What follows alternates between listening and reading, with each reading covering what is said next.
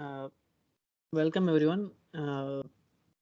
This is Samir, and we are here to have a small session on the importance and scope of data visualization. The session will be done. I mean, will be done by Aditya Sharma. He is one of the three interns that's been working with us as part of the visualization COE group for the past couple of months now. So, Aditya, over to you.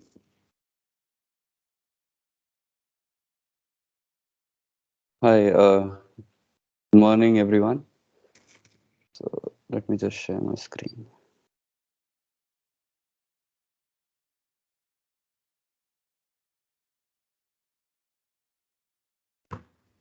Hope my screen is visible. Yes, Aditya. Okay, so today, uh, although yes, we largely have been seeing the graphs flying and dashboards everywhere, right, from LinkedIn, Twitter to and what places. So there's not much to know. However, I thought it would be a good thing because all these things which are there in the back of our mind, it would be really good if it comes to the forefront. So this is the core objective of this presentation. Uh, so briefly, we will be talking about that. I mean, why there's so much hype about data visualization, what are the tools and what are the best use cases for them, and what are the, say, the industry standards, which of the tools the companies would prefer, what are the challenges that a visualization engineer faces, and what are the trends in data visualization, and at last what all have changed from previous that we have seen in the visualization part, say the pie charts and the bar graphs. So what all have been added in brief. So let us start with the first that why data visualization in the first place. So the oft quoted phrase is always about data is the new oil or data is the new ghee or whatever. But the point is, this is how in the JSON or the CSV format, this is how a data looks like. Millions and millions of rows with just the information like name Aditya Sharma, age 23, intern, future prospects, bleak, all that sort of things. But unless we transform it, clean it up and prep it up and just present it in this dashboard format, then only that oil is going to get refined and used in our clients, I don't know, maybe Bolt or their Mercedes Benz. So this is how, because it's easy to say from the other perspective that, okay, yes, this is how you have to do. But when you are really to make some decisions, the dashboard and the visualities, that makes really easy for anyone, just to look at the trends that, okay, this is how this person is performing, and it makes it really easy for someone to just look at it and make decisions. Now, here is actually a small video that I found that why one would use BI tools in the first place. So is the audio It's everywhere. With every click, Yes. is the audio audible, right? Yes, Aditya. Okay, okay. data. It's everywhere. With every click, swipe, view, purchase, and shipment, your business creates data. And all that data can help you run your business better. But how do you analyze it? Some solutions are too complex. Only the data team has access, which forces everyone to wait for answers. And wait, and sometimes they give up and stop asking. Other solutions let everyone do their own analysis, but only with parts of the data. So no one has the big picture. So, as we saw here, that two of the major problems that a person, say in marketing or in sales department, that they would face, that first of all, they would not have access to the complete data. So, or they are going to get is just a siloed picture. And just imagine what it could do to the business when you are unable to see the whole picture and you are basing all your KPIs and performance onto that. And second is about the complexity that only IT team can give access to it. So this way, if it is giving very less times for teams to analyze, then they would have only very little time to left to really analyze and see what the things are. They would really just be acting on it. So in this way, if BI tools are incorporated in the first place, then it would save us a lot of time. Now let us talk about what BI tools and visualization tools what we were talking about. So of course, like the starting and the go-to version of everyone is always either Tableau or Power BI. So Power BI is just, the best part about Power BI is that you just have to plug in your data. It comes with built-in, the templates for dashboards. You just plug and play, and it just feels like an extension of Excel. On the other hand, Tableau also has that drag and drop interface, and it's again, but it has a bit of a learning curve. But when it comes to advanced visualizations or handling heavy amounts of data, Tableau is really good in there. Now, when we talk about the click view, we need not to install any sort of software. It is the AI and ML engine is built into it, the system, right? So whenever as soon as we put in the data, it starts giving us recommendations. So it becomes really easy if you are to make something. But again, the downside of it is that when it comes to the larger and larger amount of data, its performance usually takes a hit.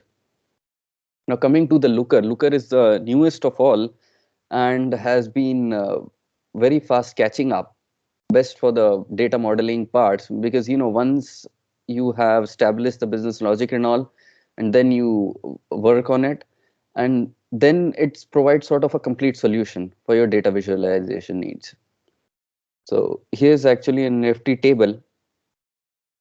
So in which regarding for the best use cases and the pricing and the learning curve, what all you should choose.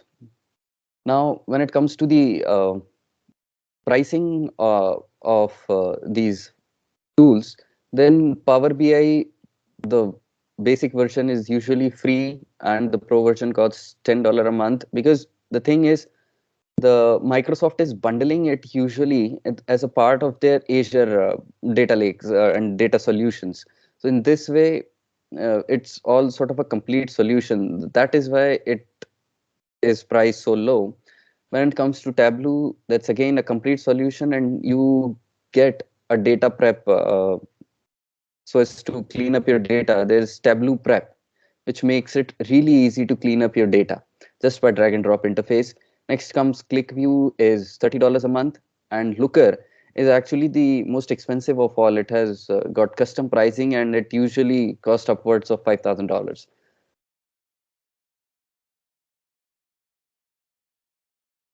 Now coming from that, how we actually go from data to insights actually.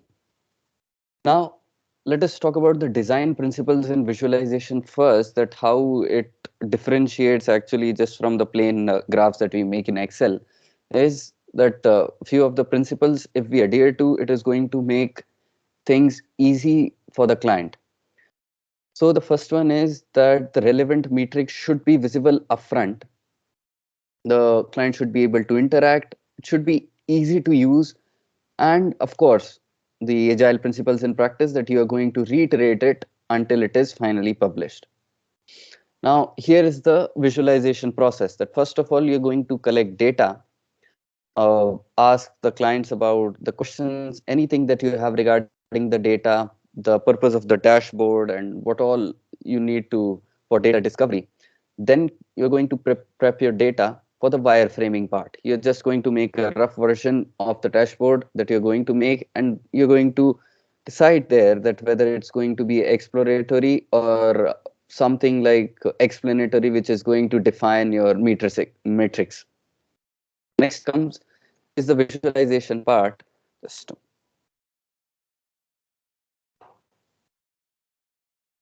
uh, Aditya? am I audible? Yes, you are audible. Okay, okay. Yeah. Next comes the execution part, where we are going to collect the data, prep it, and clean it, and present it. And Samir, I'm actually getting a call from. Can you please check? Oh, sorry, that was uh, got Oh, pressed. Continue. okay. So, and once you have prepared it, then comes the feedback part. So, so we are going to get feedbacks on it, get it reviewed, iterated as per the changes required until we finally publish it. So here's, I mean, one of the dashboard that I prepared. So that's just a demonstration of it, that how it looks in action. And don't mind the color scheme. I know it looks like a teenage boy's wardrobe, all different shades of blue.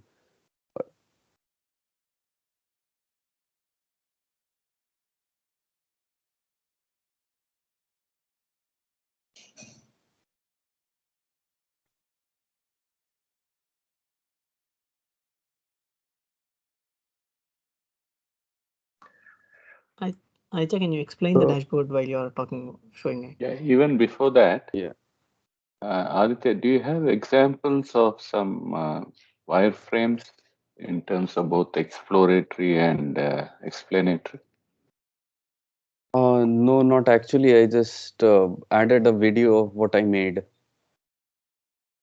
So is a wireframe in the video or it's not there? No, I just want to it's actually the understand that. complete dashboard. Okay. Yeah, Unfortunately, that's the complete dashboard. no problem. So just Just a start. minute, So Aditya. Just a minute, Aditya. So, Ram, here explanatory and exploratory here means that in explanatory dashboards, the metrics and KPIs are visible to the end users, as in on the dashboard itself. And the exploratory means that you put in on the different kind of filters, and then you can uh, filter the details on the dashboards and view the outputs. So, as and when the clients requirements comes into picture, so what kind of dashboards they required, we mention it accordingly, and they can be both explanatory and explanatory also. Simultaneously, that can be worked on. Okay, so are you saying explanatory is fixed? You give all the information to the viewer. Yes, all the Exploratory is information. you let the viewer play around Correct, with the visualization. correct. Okay, thanks. Yeah. Aditya, continue. okay. So here in this case, this is the complete that is the complete dashboard actually. So when we use the different filters, that is going to change and show us the relevant values only. Now I'm not actually saying that this couldn't be done in Excel, because I know we must have seen some of the posts where people have made the dashboards using Excel, but the more important part is about, being the UI and the intuitiveness of a graph that comes. So if it really makes it easy, just to know that, okay, this is how that is changing. And again, the one more best part is, like, although it is worked on an extract, but we can actually set it up for the live data as well. So let's say something is happening minute by minute, or let's say the finance data is changing, and the financial analyst at a equity research company, they are looking at the data, so they can actually change the visualization, see the visualization change with respect to time. So that is actually the best part. And of course, Excel has its limit related to the size, but not these nifty tools. Going further, so let us talk about that, what usually the industry is using now. This is the Gartner's Magic Quadrant, and as we see that Microsoft's Power BI, this is for a consecutive fourth year, I believe, at the top, away from everyone. On the other hand, like Tableau, Looker, and Click, the Looker is the newest player in town, which is very fast catching up. So Microsoft, Tableau, and Click, they all comes into the leaders category. And as I said previously, that when you have more advanced visualization needs, with lots and lots amount of data, Tableau plays a very big role in, making the things easy for the client as well as you in transforming the data and visualizing it. Now, let us talk about the growth in the data visualization market. So, in 2019, that was somewhere around $9 billion. Now, it has grown over by 10.2% compounded annual growth rate, and it is expected that by the year 2020, it is somewhere going to be around $20 billion. That's a huge figure. And as we can see, this figure by Model Intelligence, that the areas with highest growth rates are the APAC region, and followed by, of course, the North Africa and Europe. And also, one more thing we can look at it as that North Africa and Europe are more mature markets, and the uh, India and other countries are fast catching up. So this also could be a reason why the growth rates have been highest in this region. Now let us talk about a few of the challenges that you are going to come across while making visualizations. So first is, of course, being that you have to ensure the data quality, guard yourself against the misleading visuals. Oh, just a minute.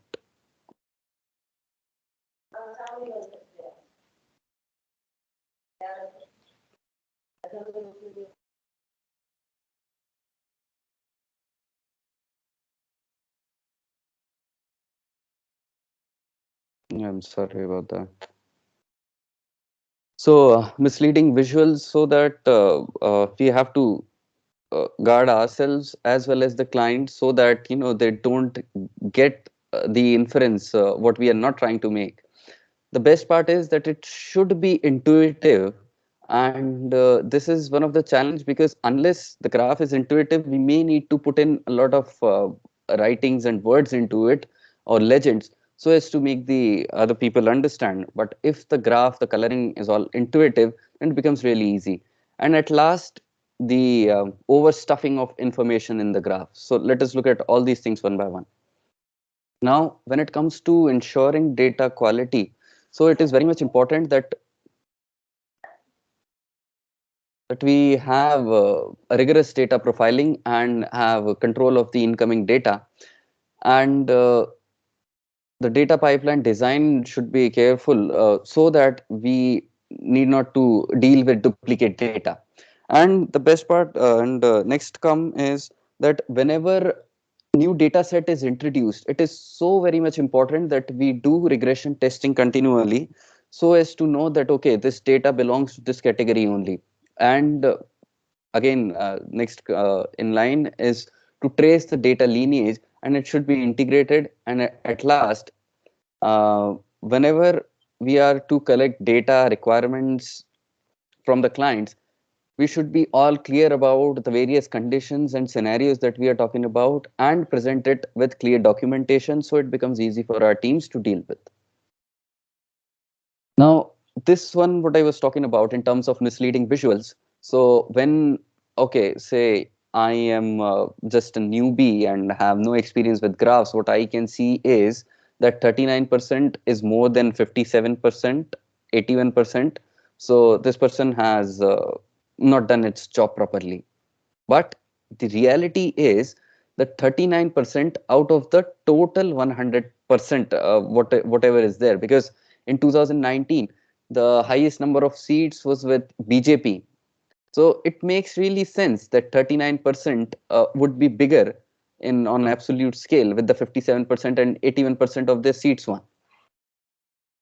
But if it was not mentioned or was not made very clear, so it would be really difficult to to see it in the first place. Next up is the intuitive understanding part. Now this is actually a graph about poverty ratio worldwide. So it's the good thing is, since it is divided into the color schemes of red and green, we know that, okay, when it is red, we know that something is not so good about it, and when it is green, it means out of danger. We have been conditioned this way.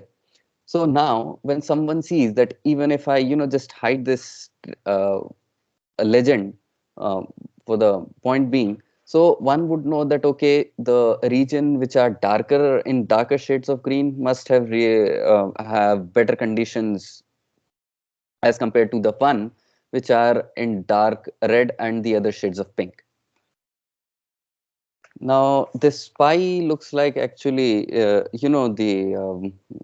we must have seen many of the plantation drives where one plant is being planted. I mean, the photo is taken where one plant is planted by at least 40, 50 people. I mean, local politicians too, like the corporators and all. This is actually that sort of picture that we have stuffed in so much of information, so much of data, that no one would actually be able to make sense out of it. So that is why, if only we could have kept up the granularity, because so that if a person would really need that deeper level, role level information, they could do that. And if they don't, at least the visual is going to carry some information. Now let's talk about some of the emerging trends in data visualizations. So the first step is, of course, the real-time data processing, and second is mobile-friendly visualization, storytelling via data visualization, and the use of infographics. So in terms of real-time data processing, it was like previously more of it, everything was so much static that everything was to take some time. That, okay, first of all, data collection would be there, then it would be sent to some other place, and then the analysts would make the graphs and do all those things. But when you have data lakes and you have built the data pipelines, so you have all-time access to the real-time data. So it really makes sense for the visualization tools that we were seeing to incorporate some of those changes. This way, we really see a lot of real-time data processing at places where they are required the most. Next up is the mobile-friendly visualizations. Now, it is very easy to see the visualizations in a cell phones, and even for that matter, Tableau acquired sorry, the Salesforce acquired Slack in the year 2020 or 21. I'm not so sure, but yeah, somewhere around that. And with that, just in the chat, in your team chat itself, your team leads can send you the visualizations and graphs and KPIs, so that you can have all-time access to it.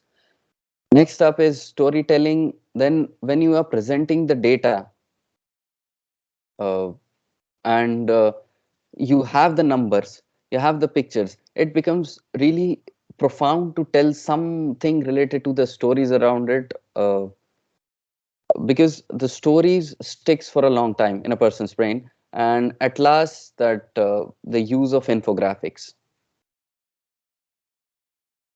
Now this is how that a person is writing in plain English, that what is the average price by variety in Napa, and then the Tableau is presenting the graph. So this is called Ask the Data feature, and it has got the NLP capabilities. Now, the natural language processing is, again, as I said, it has become sort of a core feature of any of the tools, so that the stakeholders who are viewing it can just directly view it just by writing those questions. Now, one more part is that, again, if you are to train your data set, some sort of a machine learning models in Power BI, you need not to go through a long exercise of it. You just need to upload the data set and train your model just by the few clicks of a button. So this is how AI and ML are improving the visualizations continually. Now let us talk about a few of the innovations that have been over the year in the chart. So the first up is the bubble chart, where the size of the bubble is more related to its the influence. And as I said, the red and green is more about the negative aspects that we are talking about, the excess. So in that same category, we have the heat maps that are going to show the distribution of resources of whatever which are there with their intensity. Gantt chart have always been there in the military, I guess, since the Second World Wars, and now have been incorporated into the business world like much of the other military metaphors. So with the Gantt chart, it is really easy to look up the timeline and the task distribution with it. And at last, we have the Sankey diagrams, which just shows the flow and the relation between two entities. Now, when you look all these innovation in chart, one thing that you would notice the common theme is about that they are going more and more towards intuition. That if something is mentioned, that okay, the viewer is going to have an idea just by having a look at it, and it would not require much explanation from the others. So with this uh, comes the end of the presentations, and now I open the floor for questions.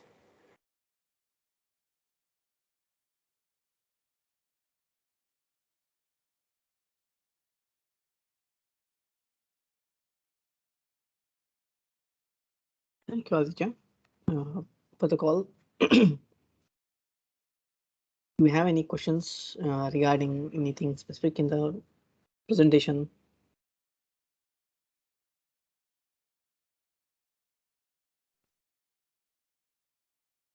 If no one's asking, then Kiran here, guys. Hi, thanks for the presentation, Aditya. Just quick one. So if you learn one tool, say for example, if I have the experience of learning, say Power BI, and if I've worked on it, how easy is it to pick up the other ones? How different are they in terms of just the ability to learn quickly the other ones?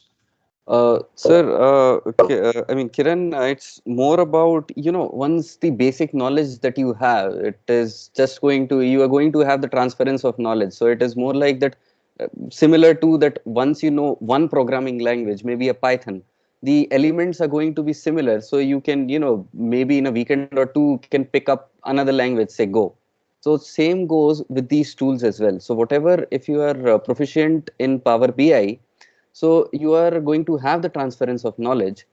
However, there is just one more roadblock the advanced users might face. Like, I mean, let's say I'm intermediate user on Excel.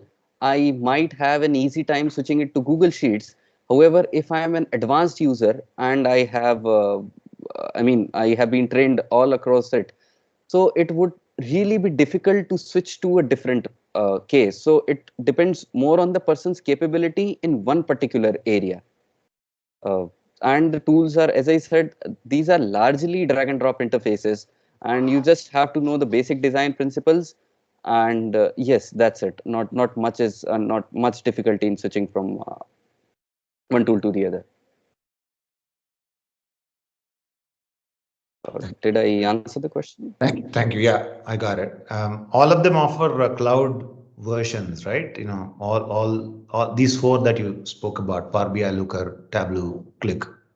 Uh, Click, Looker and Click, yes. Yeah. Of course, yeah. All of them offers. However, the Click just comes with the cloud version only.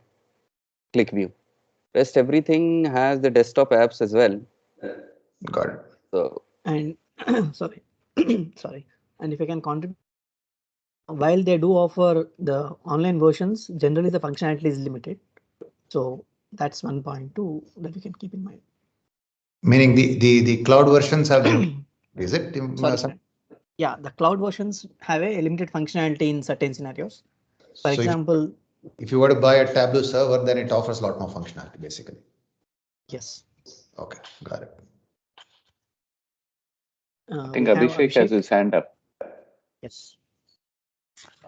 Yeah, just wanted to add one more point to the question that Kiran asked. So, like, according to me, what I believe is like once you are done with the Tableau, then anyways it becomes quite easy for you to pick up any other tool. Uh, and as Aditya already mentioned, so each one of them have different ways to do a particular functionality, but the functionality more or less remains the same. So let's say if you want to filter the data out on one particular variable, let's say between a certain sales range from let's say 1 lakh to 5 lakh areas is what you are searching for.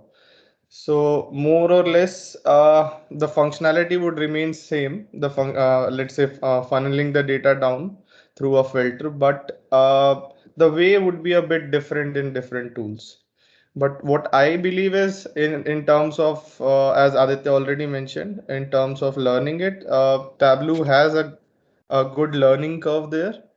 But once you are done with that, so similar to that, just to address that question, like from my point of view, like I am currently working with Looker as well. It didn't take me more than I think a week to pick up the uh, newer tool there for me. It was Looker.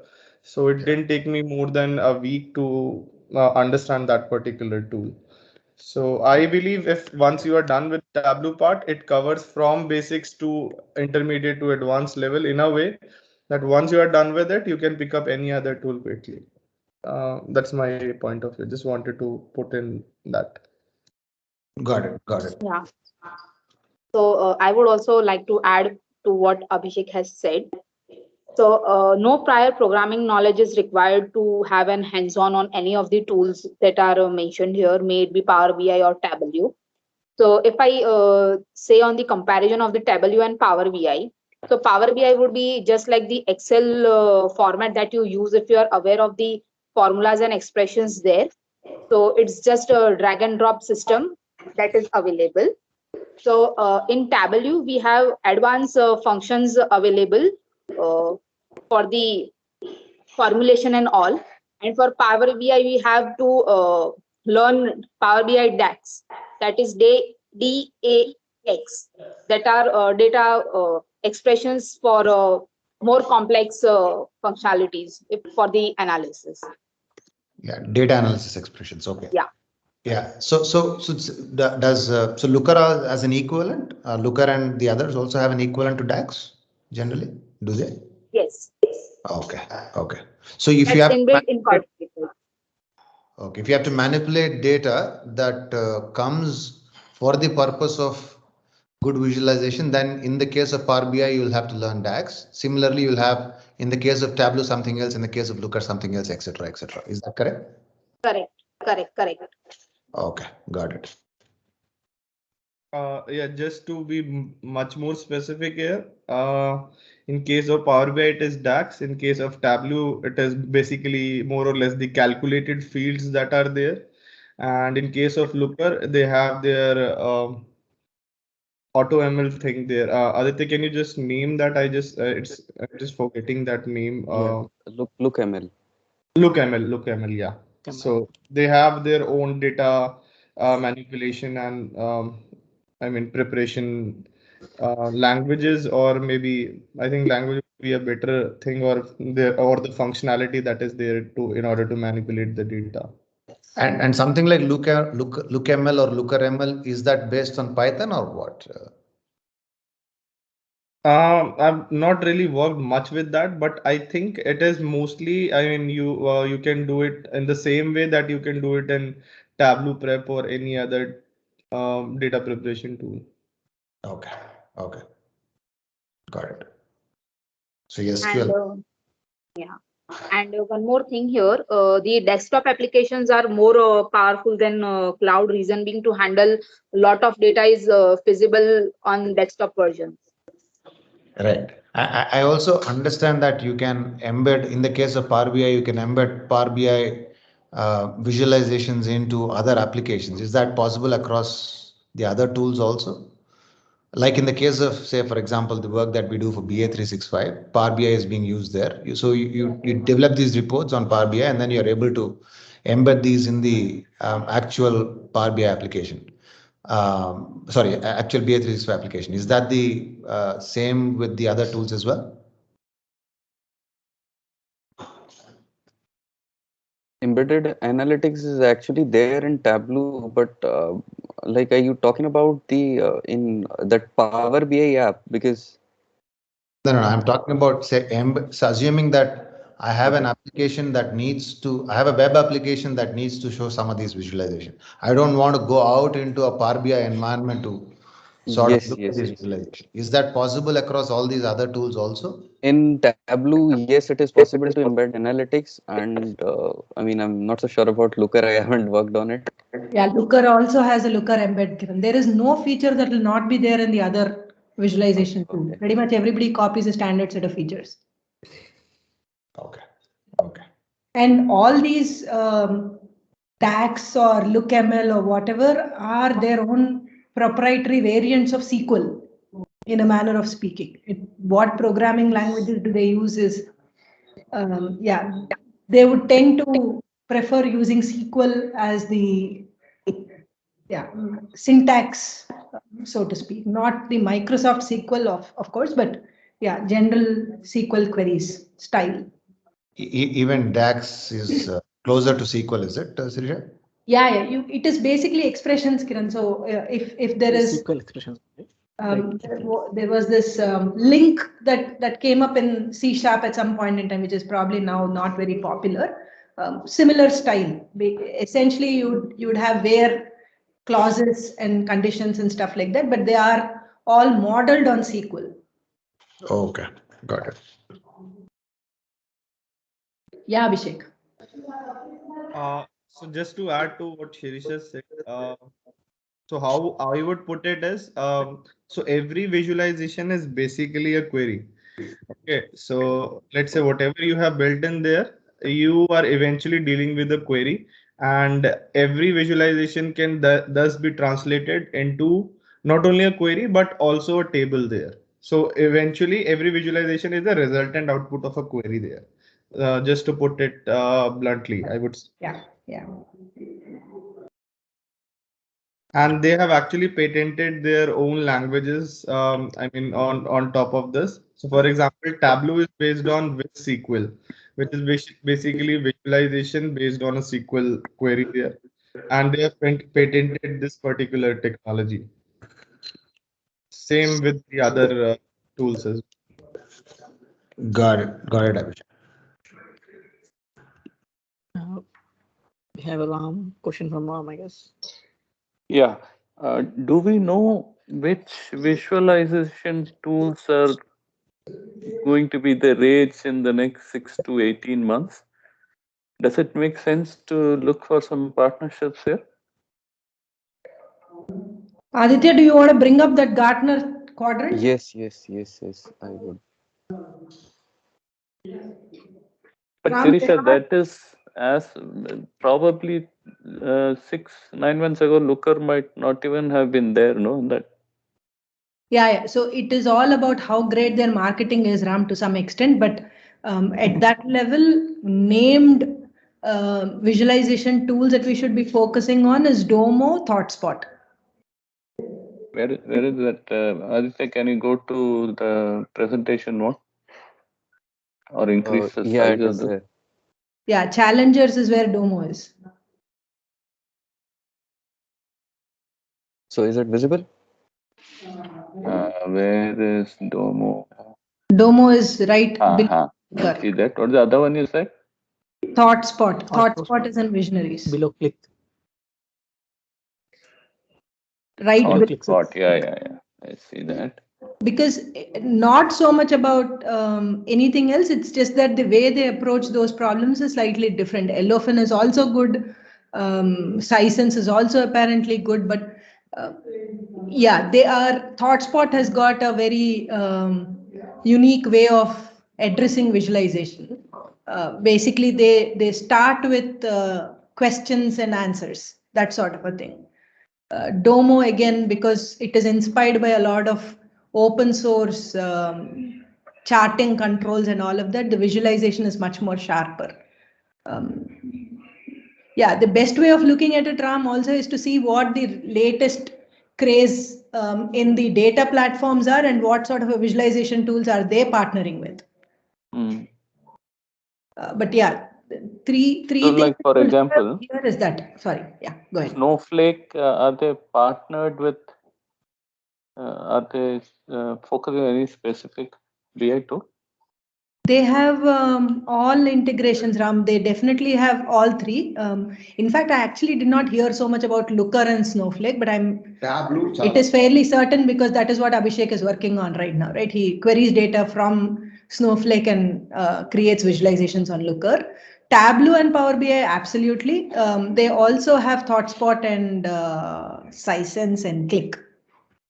Meaning popular ones that they list are those, but typically they are all ODBC, JDBC connections is what they call, Ram. So basically any visualization tool they should be able to integrate, but their focus is on definitely Tableau. They take a lot of examples of Tableau. Okay.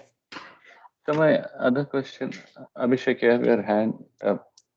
Do you want to go before I? Yeah. Before that, because I just want to address to your question, Ram. So next 6 to 18 months, I would say it would be mostly the same trajectory. So what usually happens is Tableau is quite innovating in terms of, let's say, discovering some new features and giving added capabilities. So they are usually the first ones to do a particular or bring up a particular feature in the tool. Hello? I can hear. Yeah. So usually they are the first ones to bring up a particular feature with their innovation and research. And then afterwards, usually what happens is it comes up in the other visualization tools. This is the pattern that I've observed for almost 5 to 6 years now. I think more than that. But since the time I am working, I've seen this particular pattern there. And when it comes to see it also depends upon the kind of solution that you are building. So when it comes to data loads that are very heavy, Tableau becomes way faster and way optimized when it comes to the querying part. And when it comes, but again great things comes with a cost. So what I would say is, like, there is a cost involved there. Okay, in terms when you compare it to the other visualization tools, Correct, yes. correct. Abhishek, Tableau. let me interrupt you in the interest of time. So, not looking at what is the differentiators or how are the tools different from one another. What I'm looking at is, can we ride the craze each time? So do we know which tool will become the craze in the next 6 months, 12 months, 18 months, so that we ride that trend every 6 months? Is the question. Ram. Snowflake has Salesforce investment. Tableau is Salesforce company. So there you go. If we already have a Snowflake partnership, we should look for Tableau and probably Salesforce. That ties up as one stack in some sense. Okay. Beyond that, like Looker came up suddenly. Is it possible that, say, a Domo or a ThoughtSpot or something like that will become the craze in the next 6 months, and then maybe they fade away after 6 months? That might need some guys work by our guys, but yes, maybe that is another thing that can. But immediately, what is obvious today is Salesforce, Tableau, Snowflake. No, Ram. Yeah. Basically, that Also, question is a moot point, Ram. The existing enterprises that have already started picking up on Tableau or Power BI will not generally that very easily move away. The reason why somebody like Omaze, for example, is picking up on Looker is because of tech-savvy people like Don. Otherwise, they would have been happily comfortable working with Tableau. Now, to your question about, so there is also, no, yeah. sorry, also there is a fact to consider that Tableau has been acquired by Salesforce actually. So No, that's it what gets Kiran was that much more, mentioning, right? yeah. No, So it gets see that much that. more integrated in. Yeah, see, again, it depends on what sort of a profile of a customer are we talking about. So there is no question that Tableau will continue to be relevant. There is no question about it at all. So what if somebody is going to ask us what are the most important visualization tools, prominent tools right now? That's exactly why the Gartner quadrants are there. And you would definitely pick up Tableau and Power BI only in that order. Looker has moved into that quadrant very recent, or it is probably going to move into that quadrant in the next couple of years because of its adaption and the overall influence that it has on the tech population. Now, to Ram's question, what beyond these, right? We are not saying these are going to be better than Tableaus or Power BIs of the world. They're not going to take over any of these. In that context, the only things that are creating that sort of a buzz right now, and ThoughtSpot again has been there for a while, and there are diehard fans for ThoughtSpot and where ThoughtSpot is used. And people are talking a lot about Domo. So those are the two things that have become very, very popular and colloquial right now. And another thing that we all have to understand is it is not one tool only. That world is again changing. At one point in time, the entire activity was there's all legacy visualization tools that are there. We have to consolidate it into one stack. That is changing again. Now people want to use what they want to use for an appropriate thing. Maybe for detailed reporting and all of that, they will continue to use Tableau because it has got a higher data processing capability. Maybe for executive reports, they'll end up using ThoughtSpot. Maybe for something else, they will use Power BI. So that is also a possibility. We cannot rule out on that. So yeah, partnerships, I think ThoughtSpot will be a good thing to do. If we get to go to Tableau, nothing like it. Okay, thanks.